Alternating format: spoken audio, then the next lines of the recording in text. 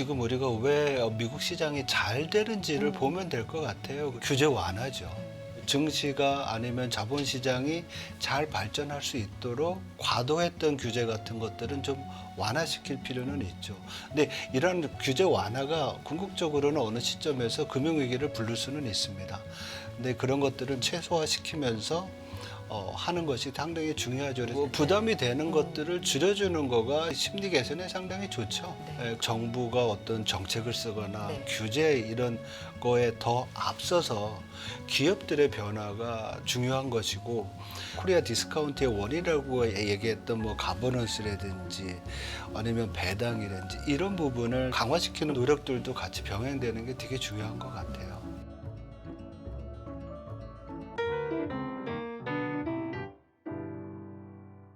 자, 이분과 함께 또 시장에 대해서, 경제에 대해서 분석해 보는 시간 갖도록 하겠습니다. 이코노미스트 장재철 박사 모시겠습니다. 박사님 안녕하세요. 안녕하세요. 네, 잘 지내셨죠? 네. 그런데 우리 시장 특히 그동안에 네. 안 나와주신 동안에 잘 못 지낸 것 같아요. 뭐 올해 내내 좀 힘들다. 특히 우리나라 투자자분들 좀 어려운 시간 보내고 계시는데 외국인 자금 이탈이 트럼프 랠리 이후에 좀 더 가속화되는 느낌이기도 하고요. 네. 우리 시장의 어려움이 좀 가중되고 있습니다. 외국인 투자자 보유 비중이요. 코스피에서 뭐 연중 최저치 최근에 기록을 했고요. 대한민국 자산 시장에는 지금 어떤 일이 벌어지고 있는 건지, 트럼프 리스크가 유난히 왜 우리나라에는 더 리스크로 작용하고 있는 건지 어떻게 보고 계세요, 박사님? 지금 말씀하신 데 다 네. 내용이 있는 것 같아요. 그래요? 네. 어떻게 보면 우리 한국 시장을 언제부턴가 국장이라고 얘기를 하고, 약간 좀 비꼬는, 비하하는 그렇죠. 그런 의미로 그러니까 썼었는데, 네. 옛날에 시장하면 우리 시장밖에 없었거든요. 우리 투자자들이. 네. 그렇지만 뭐 자본시장도 많이 개방이 되고 해외 투자에 대한 이제 관심이 높아지면서 서서히 이제 미국이든지 해외 투자를 늘렸었는데, 네. 최근 들어서 그 상황이 이제 되게 심화가 된 거죠. 그래서 저는 평가를 내리는 게 좀 약간은 슬프지만 뭐 설상가상. 왜냐면 그동안에 우리 한국 코스피나 유가증권 시장이 굉장히 횡보를 했었잖아요. 거기다가 우리 시장을 이끌어가던 반도체 부분도 반도체 사이클 때문에 부진해서 성장폭이 제한되고 있던 상황에서 이제 소위 트럼프 트레이드, 트럼프 랠리가 이제 미국 시장에서 되니까 이 부분이 어떻게 보면 안 좋은데 더 안 좋게 하는 부분이다. 그리고 서학개미들 뭐 상당히 많이 나가잖아요. 어떻게 보면 이러한 해외에 대한 투자 증가, 특히 미국 시장에 대한 투자 증가는 국내 시장의 상대적인 매력도가 떨어진 데서 시작이 된 거고, 그게 우리나라 주가에 나쁜 영향을 미치는 것도 있지만, 또 뭐 우리 얘기할 수도 나중에 얘기하겠지만 환율에도 영향을 미치잖아요. 네. 워낙 약세의 네. 어떤 구조적인 변화, 그래서 소위 말해서 외환 시장의 뉴 노멀 뭐 이런 얘기를 가져오게 된 원인 중에도 하나거든요. 네. 그런 의미에서 본다 그러면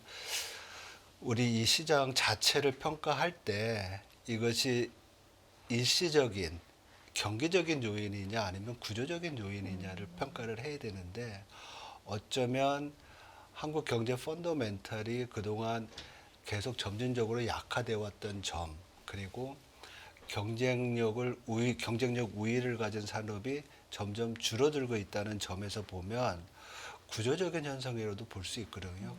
그런 면에서 보면 좀 상당히 우울한 그런 상황이라고 볼 수가 있겠죠. 구조적인 현상이라고 표현을 하시는 여기에서 느껴진 인상은 이게 일시적인 게 아니라 네. 지금이 시작이고 좀 길게 이어질 수 있고 아예 체질 자체가 변하는, 환경이 변하는 걸로도 인식할 수 있다는 걸로 좀 읽혀서 맞습니까? 예, 맞다고 제가 볼 때는 네. 정확한 진단이 그렇게 가야 될 것 같고요. 그래야지만 우리 시장을 부양하거나 시장을 강하게 할 수 있는 대책들이 나올 수가 있겠죠. 그 대책은 뭐 정부가 할 수도 있고 우리 기업들이 할 수도 있는 거고요. 그래서 그러한 노력이 없으면 상대적으로 시장의 우리 매력도를 높일 수 있는 방안이 없는 것 같아요. 그래서 최근에 이제 뭐 밸류 프로그램도 네네. 나오고 이런 영향들이 있지만은 네. 이런 것보다 더 적극적이고 긴박하게 해야 될 일들이 많지 않나 이렇게 생각을 합니다. 그리고 미국 시장은 우리가 설상가상이면 미국은 금상첨화죠. 어떻게 보면 그동안 미국 시장을 계속 이끌어왔던 M7이라든지 이노베이션 기업들이 있었는데 네. 거기에 트럼프 2기가 시작이 되면 어떻게 보면 불나는 집에 기름을 붓는 격이 되겠죠. 시장에 규제가 어떤 더 완화되기도 규제 하고. 완화가 되고 네. 감세를 할 것이고 이런 부분은 상당히 긍정적인 요인이죠. 그래서 더 좋아지는 미국장과 정체돼 있고 좀 약간은 암울한 한국 시장을 비교해 본다고 하면 우리 투자자들 입장에서 보면은 서학 개미들은 굉장히 현명한 투자를 한 것이고 사실 그거에 대한 성과가 좀 좋은 거로 평가될 수 있잖아요. 그렇죠? 그런데 문제는 우리 기업들이 국내 그 소위 말해서 직접적으로 자금 조달을 할 수 있는 시장이 위축된다는 것은 상당히 우리 기업들한테는 부담이 되는 그런 상황이라고 볼 수가 있죠. 그래서 굉장히 시급한 상황이 네. 아닌가 이렇게 봅니다. 왜냐하면 자금 시장 자체는 이 통화뿐만 아니라 이 자금 시장, 자산 시장 자체가 경제에서 차지하는 비중이 크잖아요. 역할도 크고 기업들은 자금을 조달할 수 있는 그렇죠. 방안이고 네. 또 가게는 금융 자산을 또 불릴 수 있는 방안이고 이런 부분들이 약화되니까 그 여파는 상당히 크죠. 그래서 빨리 뭔가 조치가 나와야 되고 뭔가를 해야 되는 네. 그런 시점이라고 볼 수 있습니다. 금상첨화, 설상가상 이렇게 딱 네. 대비되는 네. 네, 말로 표현이 되네요, 정말. 하나하나 좀 현상 좀 살펴보고 그래서 어떤 대책이 필요한지 뒤에서 또 살펴보겠습니다. 거주자 외화 예금 동향부터 좀 살펴봐 주시면 좋을 것 같은데요. 10월 중 거주자 외화 예금 동향 10월 말 기준으로 전월 말 대비 5%가량 감소한 걸로 지금 결과가 나왔고요. 거주자 외화 예금 뭐 다 아시겠지만 잠깐 설명드리면 내국인, 국내 기업, 그러니까 국내외 6개월 이상 거주한 외국인, 국내에 진출해 있는 외국 기업 등의 국내 외화 예금을 의미하잖아요. 이게 이제 감소했다는 네. 이런 뜻입니다. 이게 가리키는 어떤 시사점도 있을까요, 박사님? 외화 예금이 그동안 우리 경제에 역할한 게 굉장히 좋습니다. 좋은 긍정적인 역할을 많이 했어요. 네. 왜냐하면 과거에는 외화 유동성, 외화 자금을 우리가 해외로부터 차입을 했었거든요. 네. 이 해외 차입이 단기 차입이 많았던 부분이 어떻게 보면 외환 위기를 가져왔던 부분도 있고 시장의 변동성을 키웠던 부분이 있는데 우리 거주자들이 외화 예금들을 많이 가지게 되면서 그러한 어떤 외화 차입 수요를 줄였던 부분이 있었거든요. 근데 이 외화 차입은 뭐 우리 기업들도 할 수 있고 또 뭐 가게도 할 수 있고 그리고 또 대부분이 달러화로 이제 구성이 돼 있어요. 그래서 한국은행 뭐 보고서에 따르면은 뭐 일시적인 요인이다 아니면 환율이 너무 급등해 가지고 기업들이 어떻게 보면 뭐라 그럴까요? 급등세에 따라서 네네. 환차익을 생각을 차익을, 해가지고 네네. 좀 많이 재워넣는 아니 줄었으니까 급등했으니까 이제 떨어지면은 환차손이 나잖아요. 그러니까 이익 실행을 했던 부분도 있고 수입 업체들은 너무 환율이 급등하니까 좀 기다리는 거, 결제나. 결제를 네. 기다리면서 외화 차입이 좀 네. 줄었던 부분, 달러 부분이 좀 줄었던 부분이 있는데 이런 부분들은 앞에서 말씀드렸듯이 그동안 외환시장 안정을 위해서 외환 보유액이 하던 그런 어떤 역할들을 민간 부분이 했던 역할이 좀 있었어요. 이 외화 예금 자체가. 그 부분이 약화됐다는 것은 좀 안 좋은 사인이라고 볼 수도 있죠. 그렇지만은 기본적으로 제가 볼 때는 뭐 우리 외환 보유액이 충분하기 때문에 51억 달러 줄은 거 자체는 큰 영향을 주지는 않지만 앞으로 이 외화 예금에 대한 관심은 더 우리가 많이 가져야 되지 않겠나 그러고요. 한국은행 자료에 따르면은 전체 그 예수금 수신 중에서 외화 예금이 차지하는 비중이 뭐 5%에서 6%밖에 되지 않는데요. 그래서 이게 정부가 한국은행이 2012년에 목표로 했던 10%보다 많이 낮아요. 그래서 이 부분을 계속 확충할 수 있도록 인센티브를 준다든지 그런 한 필요가 있을 것 같습니다. 네. 그 중심에 이제 환율이 있는 건데요. 달러가 추세적으로 이제 강세를 보이고 달러원 환율이 1,400원대를 넘어서서 한동안 유지를 하다가 이제 최근에 한 이거래일 정도 1,390원대 지금 머물러 있는 상황인데 이게 완전히 안정세를 보인다라고 하기에는 좀 이른 감도 있고요. 현재 레벨 달러원 어떻게 판단하고 계십니까? 업사이드 있을 것 같다는 생각이 들고요. 좀 더 위로. 예, 예. 네. 그러니까 우리가 아까 말씀드렸던 뉴 노멀, 외환시장에서 뉴 노멀이라는 것은 우리가 과거에 얘기했던 것처럼 달러 대 원이 뭐 1,200원대 쉽게 가기 어렵다. 네. 그리고 어떻게 보면 올해서부터 내년까지 평균적으로 보더라도 1,350원 정도를 유지할 가능성이 있지 않을까 이렇게 봅니다. 네. 당초 제가 전망할 때는 달러 원 환율이 내년도 말 정도 되면 1,200원대 후반으로 갈 거로 예상을 했었는데 트럼프 2.0에서 예상되고 있는 달러 강세가 생각보다 강해요. 지금 달러 인덱스가 지금 106선입니다. 106선이잖아요. 보통 우리가 104, 105 정도 봤었는데 올라와 있고 더 우려되는 것은 적어도 내년 1월 아니면 2월 1, 4분기까지 트럼프 2기가 시작이 되면 제 생각으로는 트럼프 행정부가 가장 먼저 할 수 있는 게 관세 부분의 조정인 것 같아요. 그리고 상징적으로 대중국 관세를 높이지 않을까 이런 생각이 듭니다. 이럴 경우에는 외환시장에서 위안화가 약세가 될 가능성이 크죠. 근데 뭐 최근에는 동조성이 좀 떨어졌다 높아졌다 변동성은 있지만은 위안화와 원화의 동조성이 굉장히 높아요. 그래서 위안화가 그때 좀 약세가 된다. 지금 달러당 한 7.2위안, 7.3위안 된다고 하더라도 이게 만약에 7.7위안까지 가면 그동안의 어떤 동행성의 그 상관관계를 보면 그냥 단순히 계산해 보면 1,520원까지도 갈 수 있는 변동성을 보면 물론 이제 그렇게 가게 되면 뭐 당국이 개입을 네. 한다든지 또 중국 정부가 또 개입을 해서 레벨을 다운시킬 수 있지만은 변동성 정도는 크게 갈 수 있는 부분이다. 그래서 달러 원 환율이 그동안에 생각했던 그 경로보다 높이 있는 그런 상황으로 보이고요. 지금 국내도 그렇고 해외 IB들이 뭐 달러 원 환율 전망을 하는 거 보면 과거보다 많게는 50원 정도 더 올라오게 전망을 하고 있습니다. 그래서 달러 원 환율의 변동성은 좀 우리 감안해야 된다. 이렇게 설명드릴 수 있어요. 그러면 지금 보시는 건 1,350원에서 1,400원대 초반 정도 네. 정도는 이제 보시는 거고 위안화의 변동에 따라서 어쩌면 기술상 이제 계산을 해보면 1,500원대까지도 네, 충분히 갈 수 네. 있다 볼 수가 있는 거죠. 그래서 가능하다. 네네. 네.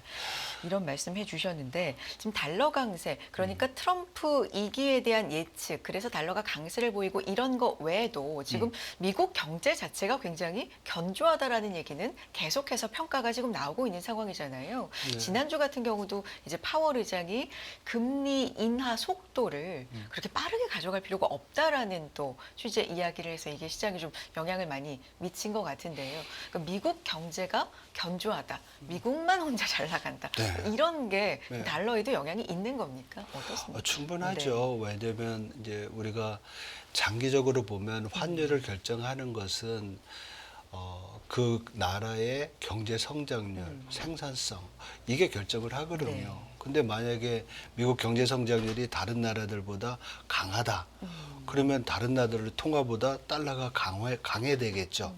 그런 면에서는 지금 말씀하신 설명이 맞는 것 같고요. 거기에 더해서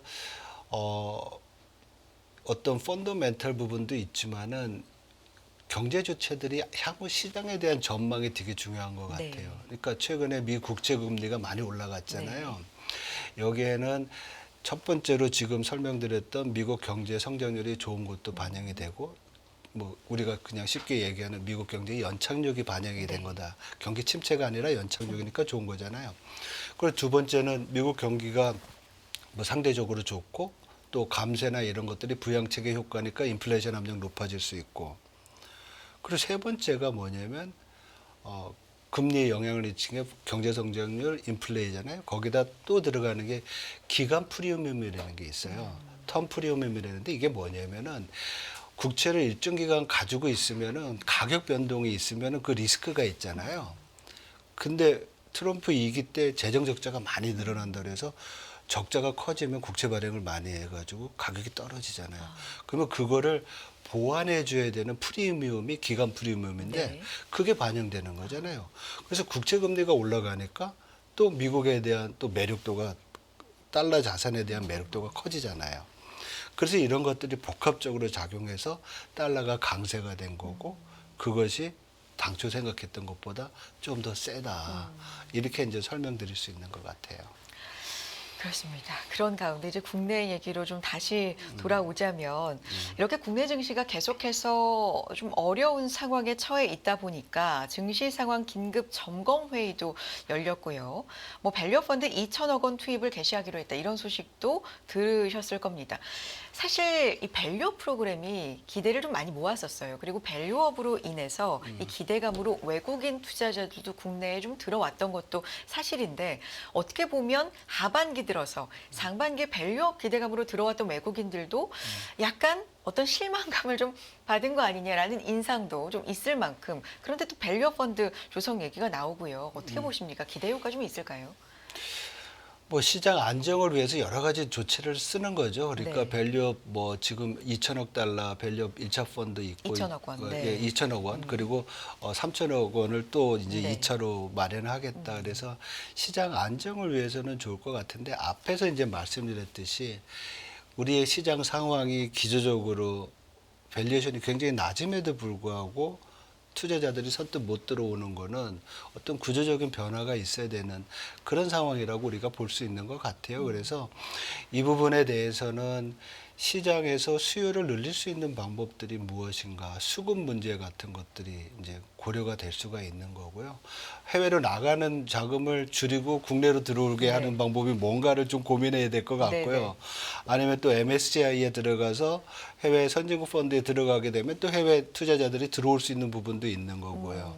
그런 부분도 있고 아니면 또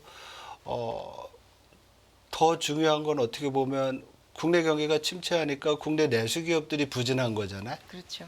그러면 그런 부진한 기업들, 부진한 내수를 살리기 위한 경기 부양책도 필요한 것 같고요. 그래서 이런 굉장히 다각적인 노력도 병행해야 되지 않나 이렇게 생각이 듭니다. 뭐 박사님께 개별적인 기업 종목 얘기를 여쭤보는 시간은 아닙니다만 네. 아무래도 이 삼성전자 얘기는 안 할 수가 없을 것 같아요. 네네.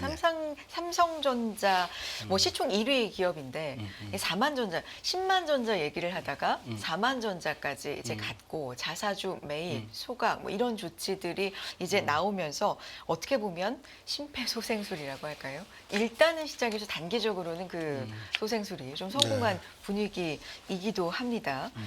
어떻게 진단하고 계세요?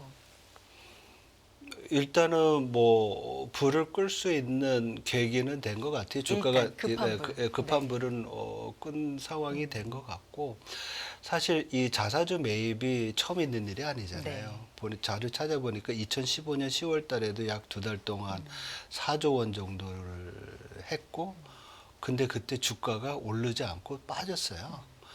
그래서 이거는 의미하는 바는 뭐냐면 이런 자사주 소각이라든지 주가 부양에 대한 그런 인위적 노력도 필요하지만 기본적으로는 너무 자명한 얘기지만 네. 기술 개발이 성공을 한다든지 아니면 새로 파이프라인에 있는 모든 그 프로세서들이 성공을 해야 되는 그런 상황이라고 볼 수가 있겠죠. 그래서 시장은 모르겠습니다. 뭐 비관적으로 보는 사람들은 뭐 한 2년 동안 어렵지 않겠느냐 이렇게도 보고 있고 그래서 그걸 또 극복할 수 있는 방법은 지금 AI 쪽에서 상당한 또 수요가 발생할 수 있잖아요. 그래서 반도체 사이클, 레거시 반도체 사이클이 다시 빨리 살아난다든지 이런 부분이 있다고 하면 좀 긍정적인 영향을 갖출 수는 있는 그런 상황이 아닌가 이렇게 보고요. 그래서 제일 중요한 것은 기술에 대한 투자 그리고 거기에 따른 성과를 빨리 보여줘야 되는 게 더 성급한 이슈다. 이렇게 설명드릴 수 있을 것 같아요. 급한 불은 꺼지만 예. 근본적인 게 남아있고 이게 훨씬 더 중요한 문제다. 라는 진단이시네요. 그러니까 이 삼성전자 케이스를 보면서 네. R&D 투자에 대한 판단이 얼마나 중요한지를 이제 보는 거고요. 그리고 우리가 기존에 가지고 있었던 전통 산업 뭐 예를 들면 자동차도 요즘은 뭐 IT화 됐으니까 조선이라든지 뭐 이러한 전통 제조업이랑 다르게 이 IT 관련된 새로운 신산업 부분에 있어서의 투자는 굉장히 선제적이고 과감하고 또 어떻게 보면 통찰력 있는 그런 투자를 해야 되는 것을 우리가 여기서 많이 느낄 수 있는 것 같아요. 그리고 일단 그런 투자를 해놓고 난 다음에는 미국 기업들이 잘 나가는 이유는 그런 이노베이션을 통해 가지고 새로운 시장을 만드는 거거든요. 그래서 그런 새로운 시장을 만들 수 있는 능력도 배양하는 것이 되게 중요하다 이렇게 볼 수 있을 것 같습니다. 올 한 해 우리 증시가 글로벌 시장 대비해서도 유난히 굉장히 소외되는 흐름을 이제 보이고 굉장히 답답하다 보니까 올해 우리 시장에 어떤 구조적인 문제가 뭐가 있는지 좀 논의돼야 될 상황들이 뭐가 있는지에 대해서 좀 많은 화두가 던져졌던 것 같아요. 뭐 앞서서 얘기했던 밸류업도 있었고, 뭐 거기에다가 뭐 금투세, 상법 개정 그리고 최근에는 뭐 공매도까지 굉장히 여러 가지들이 이제 나오면서 우리 시장을 어떻게 하면 좀 차질 개선을 긍정적으로 해볼 수 있을까 많은 논의가 좀 모아지는 것 같거든요. 박사님이 생각하시기에 좀 상승을 위해서 긍정적인 방향이 되기 위해서 필요한 동력 이런 게 일단 뭐가 있을까요? 조건이랄까요? 조건이라고 동력이랄까요? 보면 네. 지금 우리가 왜 미국 시장이 잘 되는지를 보면 될 것 같아요. 그리고 왜 지금 아까 얘기한 대로 불난 집에 기름 붓는 것처럼 지금 더 좋아지는지 거기에 있거든요. 그러니까 전자 같은 경우에는 기업들이 상당히 이노베이션을 많이 하고 있고 세계에서 어떤 시장 점유율을 계속 유지할 수 있는 그런 노력을 하고 있는 게 제일 큰 거고요. 두 번째로는 규제 완화죠. 그리고 증시가 아니면 자본시장이 잘 발전할 수 있도록 그동안에 좀 과도했던 규제 같은 것들은 좀 완화시킬 필요는 있죠. 근데 이런 규제 완화가 궁극적으로는 어느 시점에서 금융위기를 부를 수는 있습니다. 근데 그런 것들을 미니마이즈 최소화시키면서 하는 것이 상당히 중요하죠. 그래서 지금 말씀하셨던 여러 가지 내용들 뭐 네. 금투세라든지 아니면 또 뭐 공매도 이런 거 관련된 규제 같은 것들 효율적으로 굉장히 스마트하게 잘 완화시키고 뭐 의견이 굉장히 다양할 수 있겠지만 이게 논의되는 것 자체는 좀 긍정적이다. 그럼요. 이렇게 볼수 그리고 있겠습니다. 뭐 부담이 네. 되는 것들을 줄여주는 거가 심리 개선에 상당히 좋죠. 네. 예, 그래서 그런 부분이 필요하고 계속 말씀드리지만 이거는 정부가 어떤 정책을 쓰거나 네. 규제 이런 거에 더 앞서서 기업들의 변화가 되게 중요한 것이고 우리 밸류 프로그램을 평가할 수 있는 부분 중에 하나가 그동안 코리아 디스카운트의 원이라고 얘기했던 뭐 가버넌스라든지 아니면 배당이라든지 이런 부분을 다시 또 강화시키는 부분이잖아요. 그래서 이런 노력들도 같이 병행되는 게 되게 중요한 것 같아요. 예, 그래서 쉬운 문제 아니고 단기간에 해결될 문제 아니라서 처음에 제가 구조적인 문제로 이제 말씀드린 거죠. 알겠습니다. 음. 올해 이제 마지막 금통위 이 얘기로 마무리해 보겠습니다. 박사님 어떻게 보세요? 우리 시장 내수가 워낙 안 좋다, 경기가 안 좋다, 이런 체감 경기는 정말 심각하다 이런 얘기 최근에 이제 나오고 있는 상황에서 미국 같은 경우는 인하 속도 이제 줄인다 뭐 이러고 있으니까요. 금통위의 결정 그리고 향후 경로는 어떨까요? 예, 아까 질문하신 내용 네. 중에서 그 미 연준의 네, 그 네. 방향을 물어보셨는데요. 환율 얘기로 넘어가가지고 답을 못 네네. 드렸어요.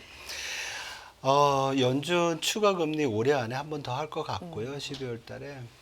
왜냐면 아직까지 정책 금리 수준 자체가 4.75 타이트한 네. 긴축적인 수준이고 뭐 그동안에 얘기했던 인플레이션이 좀 일시적으로 올라가도 그냥 갈 거라고는 지난번에 얘기했는데 지금은 또 인플레이션 올라가니까 약간 주춤하는 모습을 보였는데 기저적으로 인플레이션이 우하향할 거라는 그 믿음은 변하지 않았을 것 같아요. 그래서 그런 의미에서 일단 시작된 금리 인하를 어느 정도까지는 계속 해야 될 것 같고 내년 상반기가 되면 굉장히 어떻게 보면 물가에 대한 지금은 고용에 대한 이슈가 크고 물가를 접어놨지만 내년 되면 물가가 더 커질 것 같아요. 그래서 당초에는 내년에 연준이 4번 정도 내릴 거로 봤었는데 3번 정도에 그칠 가능성이 크지 않나. 그래서 네. 내년에 뭐 지금부터 추가적으로 보면 3.75 정도가 터미널 레이시 될 가능성이 네. 크다 이렇게 보고 있고요. 한국은행 같은 경우에는 지난번 금통위와 기자회견에서 3개월 포드 가이던스로 동결에 대한 네. 얘기를 했었거든요. 그래서 그게 지켜지지 않을까 이렇게 생각을 합니다. 그래서 이번에 금리는 동결을 하고 특히 달러 원 환율이 높이 있잖아요. 그동안 금리 인하를 주재했던 한 가지 이유 중에 하나도 외환시장에서의 달러 원 약세, 원화 약세였었거든요. 그래서 그런 부분들이 좀 작용하고 아직까지 집값 상승세가 좀 주춤해졌지만 올라가고 있는 상황이고 가계부채도 여전히 우려되는 거고 그래서 이번에는 금통위가 금리를 포워드 가이던스대로. 동력을 네. 하고 내년도 정도에 2번 정도 더 내리지 않을까 이렇게 생각을 합니다. 알겠습니다. 박사님과 여기까지 함께하겠습니다. 이코노미스트 장재철 박사 함께했고요. 말씀 들었습니다. 박사님 고맙습니다. 네, 고맙습니다.